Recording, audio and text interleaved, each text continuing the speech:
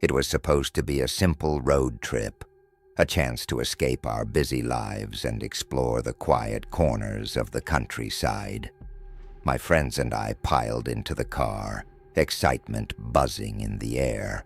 We turned up the music, our laughter blending with the tunes, and the world outside the window flew by in a blur of green fields and golden sunlight. As we drove deeper into the remote area, the road narrowed and the trees grew thicker, their branches forming a dark canopy overhead. The sun began to dip below the horizon, casting eerie shadows on the asphalt. I could sense a shift in the mood. The playful banter faded as we became aware of the isolation surrounding us. It felt like we were entering a different world. "Are we lost?" one of my friends asked, glancing at the map on her phone. "No signal out here," I replied, feeling a knot tighten in my stomach. We continued driving, trying to shake off the uneasy feeling creeping in. The road wound like a serpent through the woods, and as the last light of day vanished, I noticed the temperature drop significantly. I turned on the heater, but it barely made a difference. Suddenly, the headlights illuminated something ahead, a faded wooden sign that read, "Welcome to Pine Hollow." I frowned. I had never heard of this place, and it wasn't on our route. I slowed down, unsure if we should turn back. "Let's check it out," another friend suggested, always the adventurous one. We drove further into the town, the buildings appearing abandoned, with peeling paint and shattered windows. An unsettling silence enveloped us. I parked in front of what seemed to be a general store, its door swinging slightly on rusty hinges. "Let's see if anyone's here," my friend urged. We stepped out of the car, the crunch of gravel underfoot echoing in the stillness. As we approached the store, I noticed a chill running down my spine. The door creaked open, and I peered inside. Dust-covered shelves lined the walls, and a layer of cobwebs draped over the corners. "Hello?" I called, my voice shaky. Silence answered. We ventured further in, our footsteps breaking the eerie quiet. Just then I spotted something through the window. A figure stood on the edge of the woods, watching us. I squinted, but as I did, it disappeared into the shadows. "Did you see that?" I whispered, my heart racing. "What?" my friends asked, glancing around. "I thought I saw someone," I replied, feeling paranoid. We left the store and got back into the car, deciding it was best to leave. As I turned the ignition, the engine sputtered, then died. "Come on, not now," I groaned, trying to restart it, but it wouldn't budge. Frustrated, we got out and popped the hood. The air was thick with tension, and I could feel someone watching us again. My heart raced as I glanced toward the trees, half expecting to see the figure again. Then I heard it. Whispers carried on the wind, barely audible yet unmistakable. "Get out, get out." Panic surged through me. "We need to go, now." We abandoned the car and started walking down the road, but it felt like we were walking in circles. The trees loomed larger, and the path twisted in ways that seemed impossible. The air grew colder, and the whispers turned to laughter, echoing through the trees. After what felt like hours, we finally spotted headlights in the distance. Relief washed over me as we stumbled onto the main road.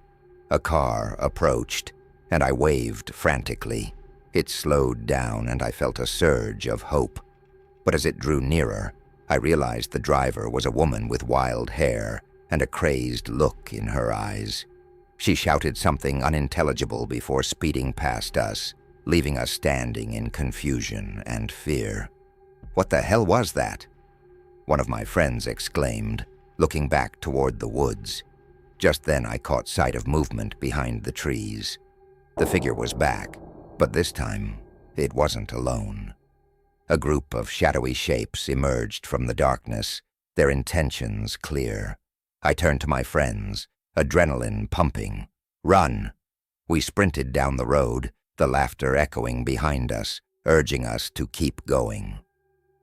As we raced into the night, I could feel the darkness closing in, the road behind us disappearing into the shadows. Finally, after what felt like an eternity, we reached a well-lit highway, and the figures faded into the night.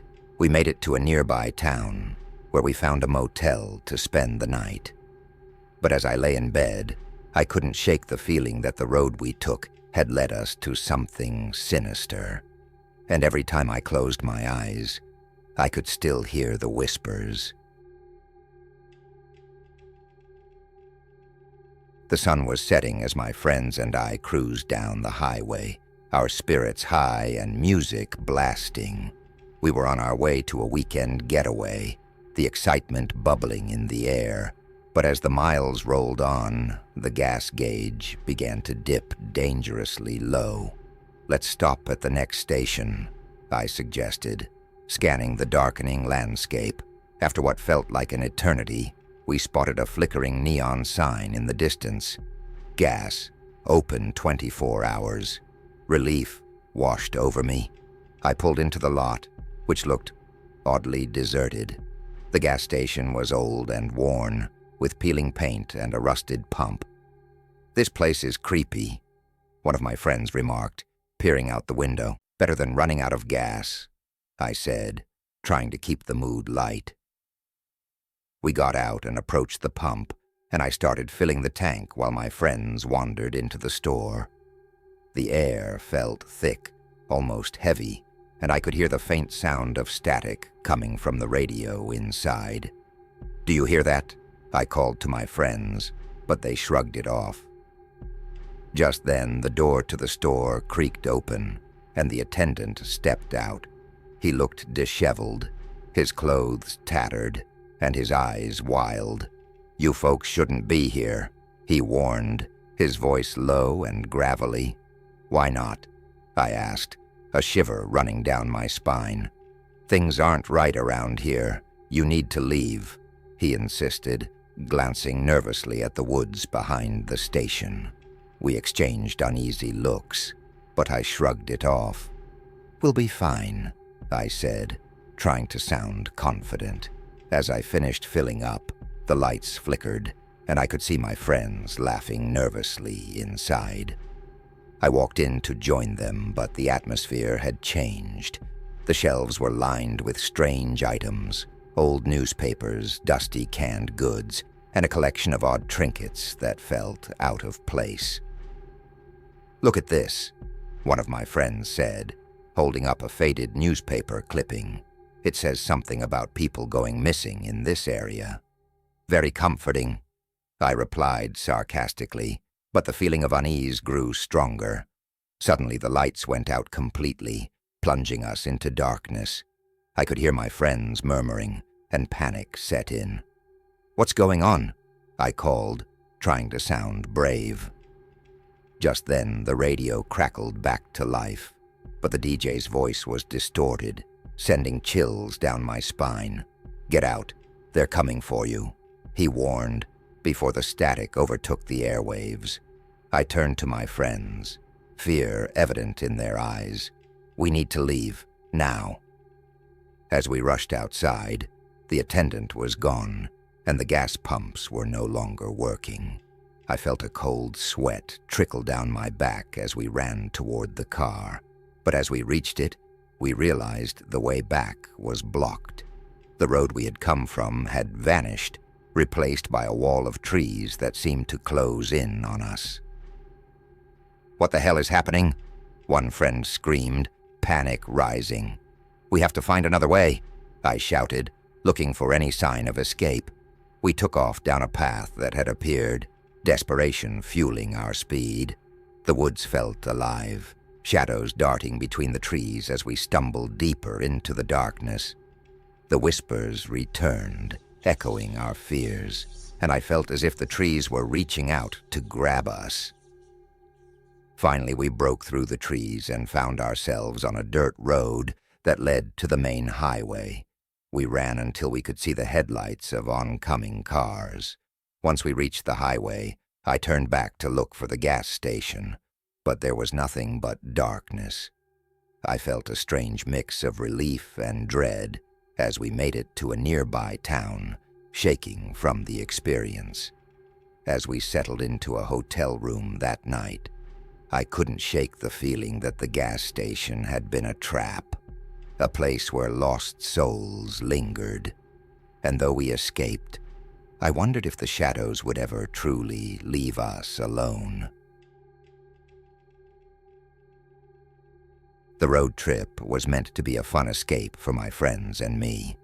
Filled with laughter and adventure, we packed snacks, music, and excitement, ready for the long drive ahead. As we hit the highway, we blasted our favorite songs, the open road stretching out before us. But as the sun dipped below the horizon, we entered a desolate stretch of highway. I glanced at the gas gauge, nearly empty. Just then the radio crackled, and an eerie voice broke through the static. "Welcome to the late-night broadcast. Tonight's theme, beware the whispers in the dark." I laughed nervously. "That's creepy." The voice continued. "Keep your windows rolled up and your doors locked. You never know who's listening." The atmosphere shifted. The laughter faded as an unsettling chill crept into the car. I glanced at my friends, who exchanged worried looks. "Maybe we should change the station," one suggested, but as I turned the dial, every station played the same eerie message. Panic washed over me, and I quickly tuned back to the original station. The DJ was now speaking urgently. "If you're driving down this road, you're not alone. There's something out there, and it's coming for you." "What is happening?" I muttered, my heart racing. Suddenly the lights of the car flickered, and I struggled to keep control of the vehicle as a thick fog rolled in, obscuring the road ahead. I turned to my friends. "I can't see anything." The radio DJ's voice echoed ominously. "They're here. You must not trust the road. Turn back before it's too late." "Turn back?" one friend screamed. "We can't even see." Just then the car sputtered and died, leaving us in darkness, the only sound the static from the radio. I tried to restart the engine, but it wouldn't budge. "Great, we're stranded," I said, panic rising. The fog pressed in around us, and I could hear whispers outside, low and menacing. "What is that?" another friend whispered, her voice trembling. I turned off the radio, hoping to silence the fear that had taken hold of us. But the whispers grew louder, almost demanding. "Get out. Come play." Against my better judgment, I opened the door and stepped outside. The fog swirled around me, and I could barely see my friends standing beside the car, their faces pale with fear. "Maybe we can walk to the next town," I suggested, but deep down, I was terrified of what lurked in the mist. As we started down the road, I heard a faint giggle echoing through the fog. I froze, glancing back at my friends, who looked equally alarmed. "Did you hear that?" Then the radio crackled back to life, the DJ's voice now frantic. "Get back in your car. It's too late." We rushed back, but the fog had thickened, and I could barely find the car. Panic surged as I fumbled around, desperately trying to locate it. Just when I thought we were lost forever, I felt the cool metal of the door handle. We piled inside, and I locked the doors, breathless. "What do we do now?"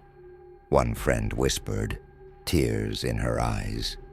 "Just stay quiet," I replied, trying to think clearly. Suddenly the engine roared back to life, and I slammed on the gas, careening down the road. The fog lifted slightly, revealing the faint outlines of trees. I glanced at the radio, which was still playing the same haunting broadcast. "You are not safe. They are coming." Ignoring the radio, I pressed forward, and after what felt like an eternity, We saw the glow of lights ahead. A small diner with a neon sign. I pulled into the parking lot, and we all jumped out, breathing in the fresh air, grateful to be away from the fog. Inside, the diner felt like a safe haven. The waitress greeted us with a smile, but her eyes held a strange glint. "You kids shouldn't be out there at night," she said, glancing toward the window. "It's not safe." We exchanged nervous glances, remembering the whispers and the eerie radio broadcast. As we sat down, I turned to my friends. Did we just imagine all that? But deep down, I knew we hadn't. We were lucky to be here, but as the fog began to roll back outside, I couldn't shake the feeling that something was still lurking in the shadows, waiting for its next victim. It was supposed to be a father-son bonding trip, just my dad and me hitting the open road for a weekend getaway. We packed the car with our camping gear and set off early in the morning, the sun shining and the air filled with excitement. As we drove further into the wilderness, the scenery became more beautiful, the trees thicker and the roads winding. "Can you believe we're finally doing this?" I asked, glancing at my dad. He smiled, but there was a glimmer of worry in his eyes. "Just keep an eye on the road, okay?" he replied, gripping the steering wheel a little tighter. The hours flew by, filled with laughter and shared stories. But as the sun began to set, the atmosphere shifted. The roads turned narrower, and the GPS signal faded, leaving us navigating by memory. "Are we lost?" I asked, glancing at the screen, which displayed a confusing array of lines. "We're fine. Just a little detour," my dad said, but I could hear the uncertainty in his voice. As darkness enveloped us, the landscape transformed into a dense forest. The trees loomed ominously, and an unsettling silence settled in. "Let's find a place to stop for the night," I suggested, hoping to ease the tension. "Good idea," he replied, his voice tight. We turned down a dirt road that seemed to lead deeper into the woods, but soon it began to narrow, and I could feel the unease growing. "This isn't right," I murmured. Just then a loud thud echoed from the front of the car, and my dad swerved to avoid hitting something in the road. "What was that?" he exclaimed, glancing in the rearview mirror. I looked back, but all I saw were shadows. "I don't know," I replied, heart racing. Suddenly the car stalled, the engine sputtering and dying. My dad tried to restart it, but it wouldn't turn over. Panic set in as we realized we were stranded in the middle of nowhere. "We need to get out and check it," he said, and I nodded, trying to stay calm. As we opened the doors, a cold wind rushed past, sending chills down my spine. We ventured around to the front of the car, but the headlights barely illuminated the area. "I don't see anything wrong," my dad muttered, checking under the hood. "Dad?" I called, glancing back toward the road. "Do you hear that?" A faint whisper floated through the trees, barely audible, but sending a wave of fear over me. "We should go back," I said, my voice shaking. Just then, my dad let out a yelp, and I turned to see him stumbling backward, clutching his leg. "I think I cut myself," he said, pain etched on his face. "Let me see," I replied, rushing to his side. As he pulled up his pant leg, I saw a deep gash, blood oozing from the wound. "We need to get to a hospital," I said urgently. He nodded, but I could see the panic in his eyes. "The car won't start," he replied. I glanced back down the road where the darkness seemed to thicken and the whispers grew louder. "We can't stay here. We need to find help," I said, trying to keep my voice steady. We made our way back to the car, but as I reached for the door, I heard something in the distance. Voices growing closer. My heart raced as I turned to my dad. "We need to run." I grabbed his arm and we took off down the road, leaving the car behind. The whispers became frantic, echoing through the trees as we stumbled through the underbrush. I could hear footsteps behind us, but I dared not look back. Finally, we burst into a small clearing, where a faint light glimmered in the distance. "There!" I shouted, pointing toward what appeared to be a cabin. We sprinted toward it, knocking on the door with desperation. An elderly couple answered, their expressions turning from surprise to concern as they saw my dad's injury. "Come in, quickly," the woman urged, pulling us inside. They bandaged my dad's leg and called for help, but as we sat there, catching our breath, I couldn't shake the feeling of dread. Outside, the whispers faded, but the sense of being watched lingered. After a while, the ambulance arrived, and my dad was taken for treatment. As I sat in the waiting room, I glanced outside. The night had grown still, but I felt the weight of the woods pressing in around me, the shadows watching. Even though we escaped the immediate danger, I knew that the woods held secrets. The endless roads we traveled had led us to something we could never understand, and I would always carry the memory of that night. The whispers, the darkness, and the fear of what lurked just beyond the light. The road stretched endlessly before us, flanked by towering trees that whispered secrets in the wind. I could feel the excitement building in the car as my friends and I ventured further away from the city. We were headed to a camping trip, the kind where we could disconnect from our busy lives and reconnect with nature. After a few hours of driving, we finally spotted a sign that read, "Forgotten Campground, 5 miles ahead." Cheers erupted in the car, and I felt a wave of relief wash over me. We were finally close. As we pulled into the campground, I noticed how quiet it was. The picnic tables were worn and covered in a thin layer of dust, and the old fire pits looked like they hadn't been used in years. The air was thick with the scent of pine and something else, something I couldn't quite place.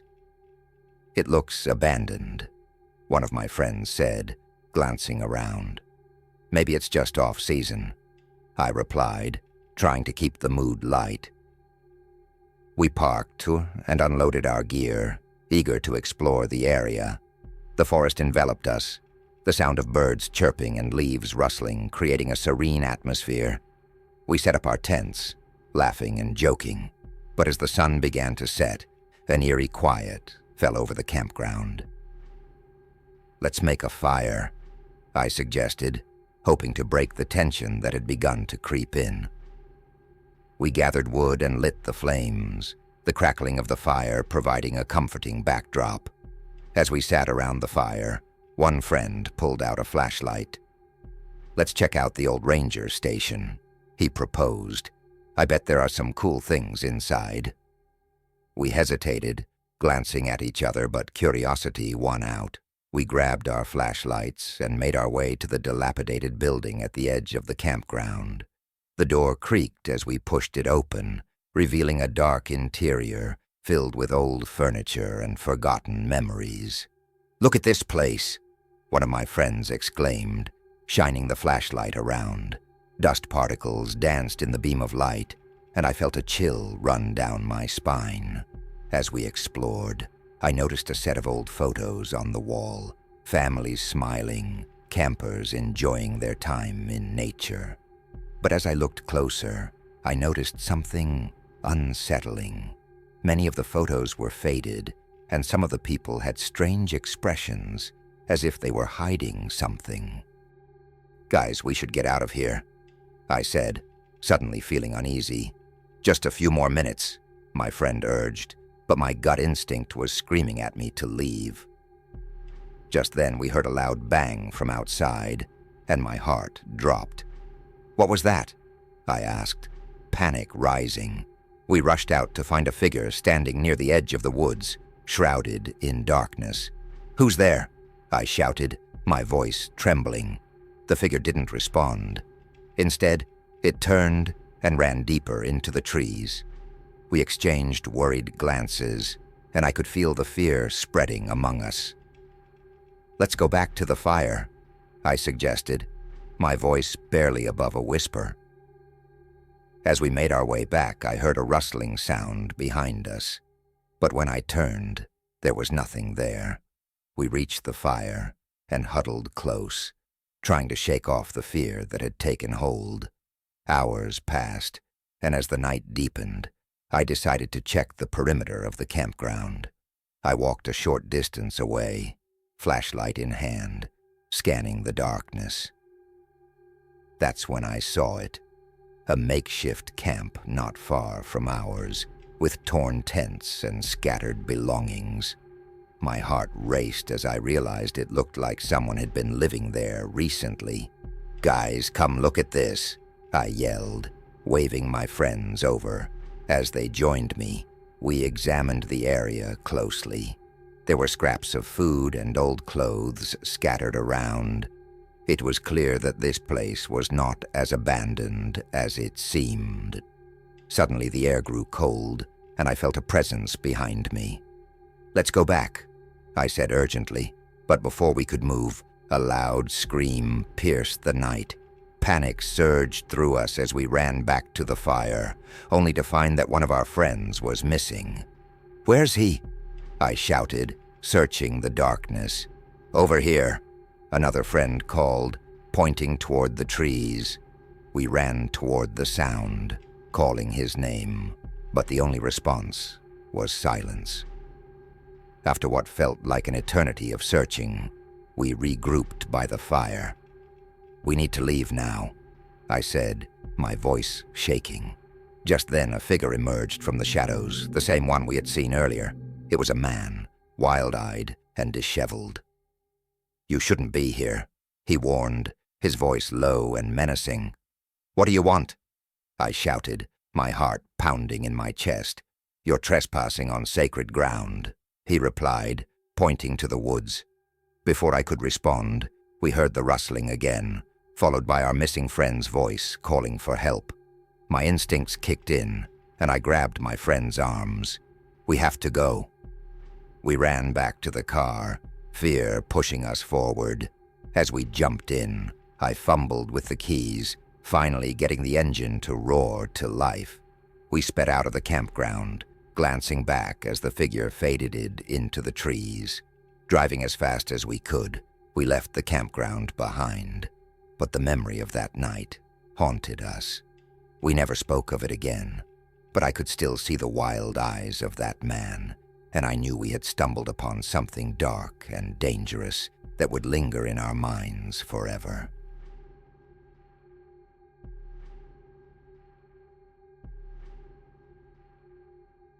The long, winding road was dotted with dense trees that cast shadows across the pavement. My friends and I were on a spontaneous road trip, looking for adventure and a break from our everyday lives. We had heard whispers about a hidden spot deep in the woods, a secluded area known for its beauty. "Are we there yet?" one of my friends asked, glancing at the GPS. "It says we're close," I replied, excitement building. As we drove deeper into the forest, the air grew thick with anticipation. The trees closed in around us, and the sunlight began to filter through the leaves, creating a dappled pattern on the ground. Suddenly, the GPS signal faded, and the screen went blank. "Great," I muttered, trying to keep my frustration in check. Just then, we saw a dilapidated sign that read, "Welcome to Harlow Woods." I parked the car, and we piled out, eager to explore. The air felt electric, buzzing with the thrill of the unknown.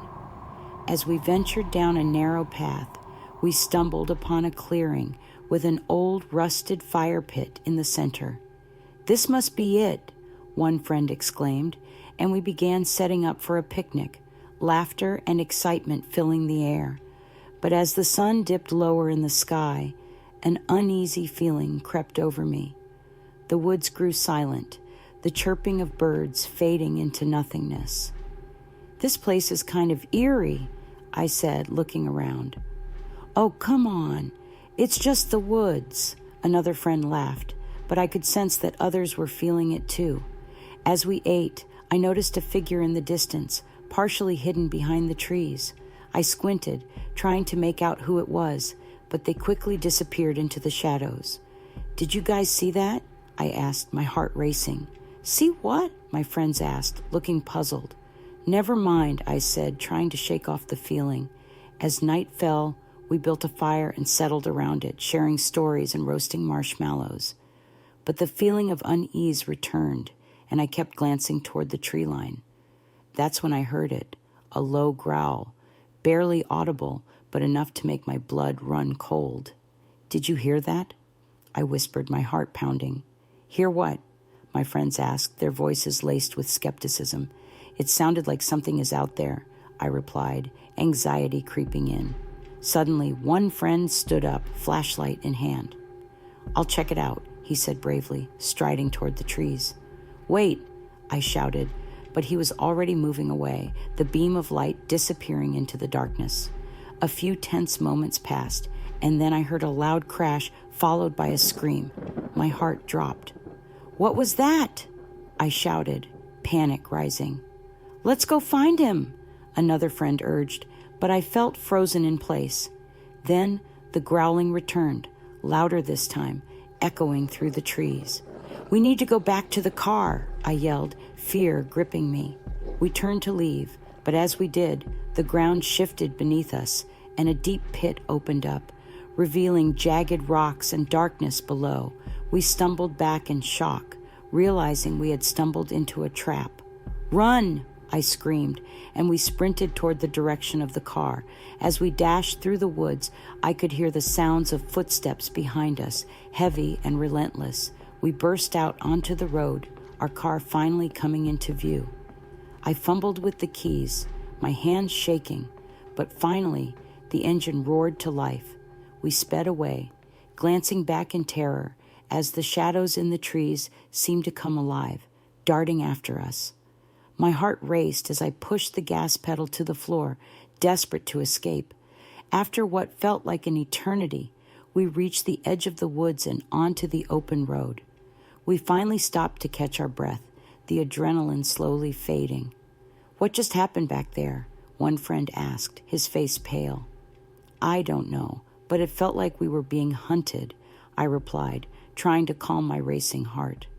We drove in silence, the thrill of the adventure replaced by a chilling realization of what we had narrowly escaped.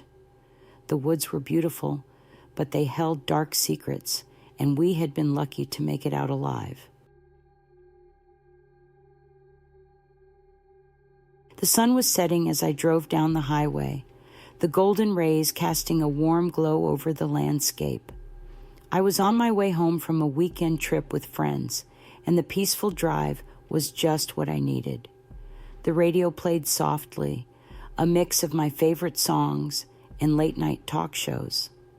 As I drove, the highway stretched before me, empty except for the occasional car passing by. But then, out of nowhere, I saw something on the side of the road. A car had broken down, the hood propped open, and a figure stood beside it, waving frantically. I hesitated, unsure whether to stop, but my conscience won out. I pulled over, rolling down the window. Do you need help? I called out. The person approached, a man in his 30s, disheveled and sweaty. Yes, my car broke down and I can't get it to start, he said, desperation in his voice. Do you have a phone? I asked, but he shook his head. No service out here, he replied, his eyes darting nervously. Okay, let me take a look, I said, stepping out of my car. As I examined the engine, I couldn't shake the feeling that something was off. The man hovered close, watching me intently. I think it's the battery, I said, trying to stay calm. I can jump-start it if you have cables. I don't, but I know someone who might, he said, his tone shifting suddenly. Just follow me. Alarm bells rang in my head, and I took a step back.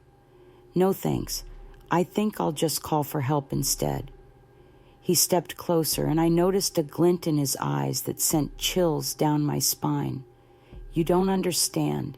It's not safe out here. You need to come with me.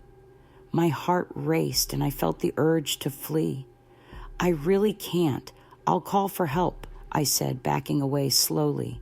Just then, a loud roar echoed through the night, and my instincts kicked in. I bolted back to my car, fumbling with the keys. Wait! Don't go! The man shouted, but I didn't look back. I jumped into the driver's seat and slammed the door, locking it behind me. The roar grew louder, and I glanced in the rearview mirror to see a massive truck speeding toward us. The man's expression shifted from desperation to rage, and I knew I had made the right decision.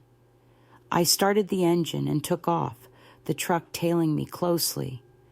My heart raced as I pressed the gas pedal, adrenaline pumping through my veins.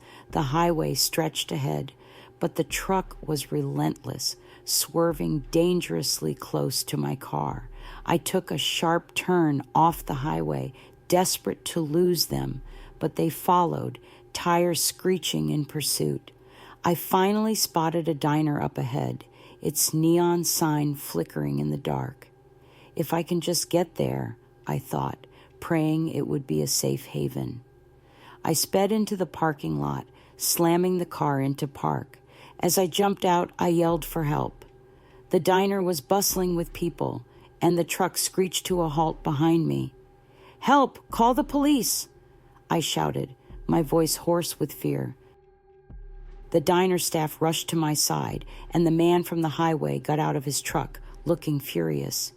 You don't know what you're doing, he screamed, but the crowd quickly surrounded me, blocking him from reaching me. I felt a rush of relief as the police arrived, lights flashing and sirens blaring. They apprehended the man, and I finally felt safe. Once everything calmed down, an officer approached me. You did the right thing by calling for help, he said, his voice reassuring. As I recounted my experience, I couldn't help but feel grateful for the strangers who had come to my aid. The highway incident had taught me the importance of trusting my instincts, and I knew I would never look at a stranger on the road the same way again.